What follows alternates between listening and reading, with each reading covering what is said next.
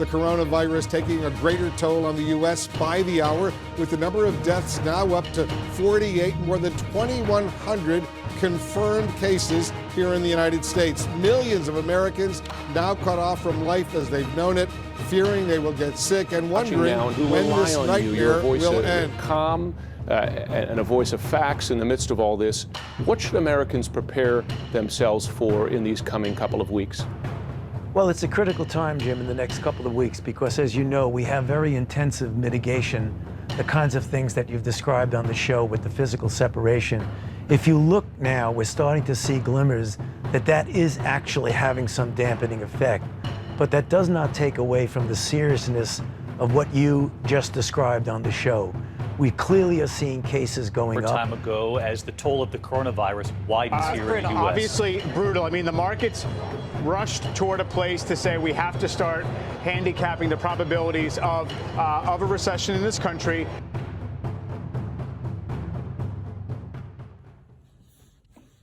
The COVID-19 pandemic has changed our lives in many ways. No one expected that when the world shut down mid-March of 2020, that we would still be in a state of partial shutdown a year later. If anything, a majority of people thought that this would only last 2 weeks at most.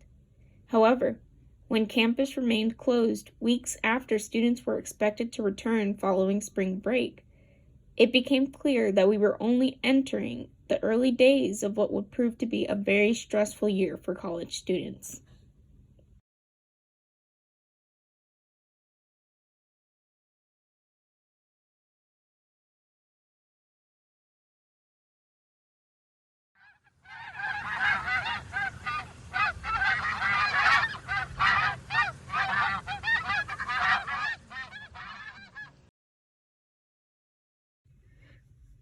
With the rapid transition from in-person classes to being completely virtual and being suddenly cut off from campus communities and support systems, the mental stress already felt by students got worse and would only worsen as time went on.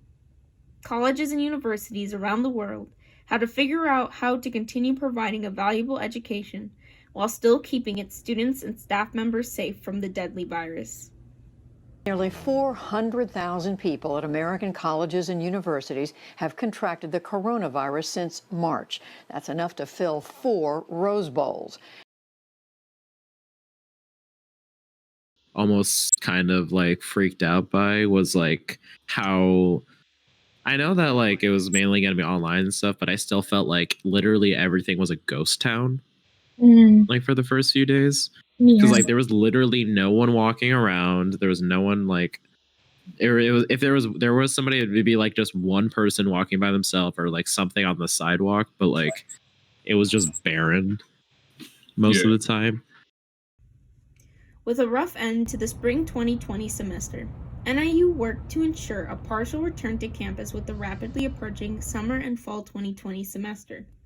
For student and faculty protection against the highly contagious virus, everyone is required to wear masks, limit in-person interactions, and stay 6 feet apart from one another when we must make trips out.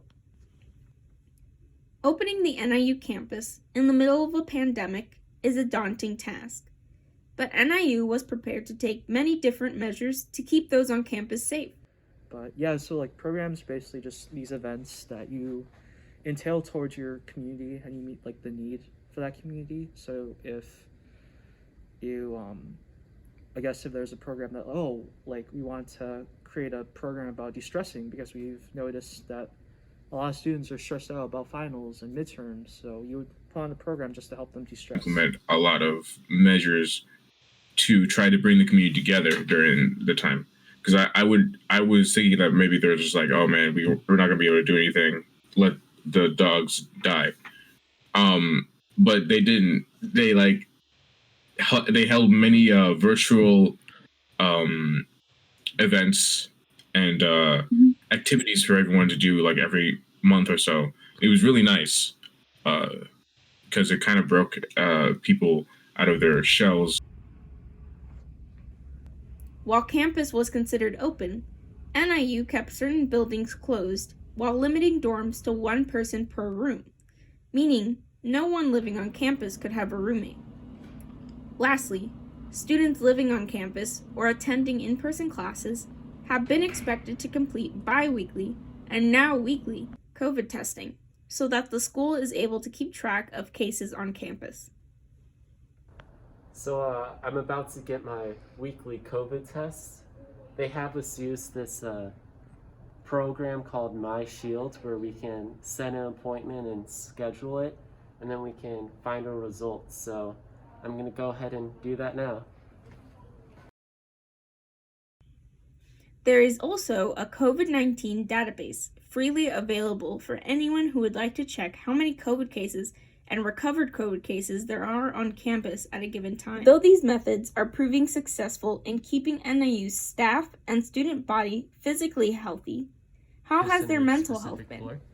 Yeah, so I created a with my co-advisor, we created like a Among Us game night, and we had to do it differently this year because COVID, like, I think for this past semester, so fall 2020, we had to resort just doing like online programs, like online events, and it was hard just because, like, again, it's hard just doing stuff online because you've been doing it for so long, but still the event was really successful. We did an Among Us game night. We did it through Discord, and that's how we communicated throughout the game, and it was really fun. We played for like an hour or two. But yeah, that's an example of an event we did for like being a community advisor. So back to where we were pre-COVID, where we're having people being able to meet and mingle and create those connections, because one of the big things that I know about college students and about student success in general is if you're finding your people, you're more likely to be successful in the classroom. And if you're more likely to be successful in the classroom, you're more likely to be retained to the university. And if you're more likely to be retained to the university, you're more likely to persist to graduation. And that is my ultimate goal as an educator. I want to make sure that you all, as students, are getting the experiences that are preparing you for life beyond college. So when I'm thinking about what my role is in that and what RHA's role is in that, I want students to understand what socializing looks like and how to do that in a way that is productive and fostering true and meaningful connections. So as we look at different events and different things that RHA puts on, that's what I look for. Though these measures are necessary and effective, we believe the quarantine college experience can come with some detrimental effects to overall student mental health.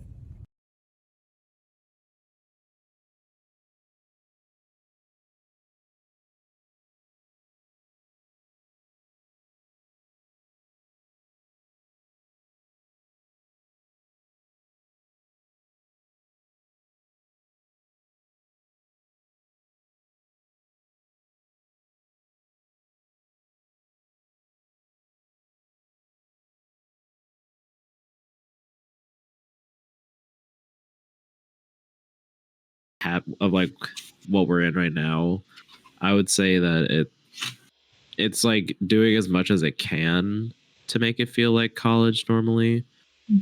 I definitely, in terms of like getting along with my classmates, at like definitely this semester when I actually was able to be in person for some of my classes, it's like the in-person aspect like kind of like forces you to talk to them and like actually like interact with them, which I felt like connected me more than just like having constant online. From the isolation of not being able to easily meet other students on campus, to just feeling stuck in one's dorm all day, there are many factors that may contribute to this feeling. This is what our group is setting out to examine. How widespread are these lonely and unmotivated feelings in the student body? And is there anything that could be done if, in the unprecedented event of another pandemic, to keep students from feeling this way? I think my biggest recommendation is that students should get involved, and it's never too late to get involved. So looking at things that are interesting to you, or things that might be different, or things that might be scary to you, try it out, see what happens. You don't have to be committing to whatever you're going to do for the rest of forever. But yeah, it's a great sight to see, I would say. And then before we end this time together, is there anything else you would like to add or tell my English 203 class? I'd just like to say, well, thank you, Jack, for interviewing me. I felt honored just being a part of this interview. But I guess I just want to say, you guys got this. You just have to keep going. And I know it's hard now, or who knows if it's hard. Maybe you guys are, I mean, everyone's experiencing different things, of course. But I would say, like, if you guys are trying, I think you guys are doing great. And yeah, I think you just have to remember people, believe in you, and I guess remembering that will help you, keep going. Definitely helped me keep going as well. So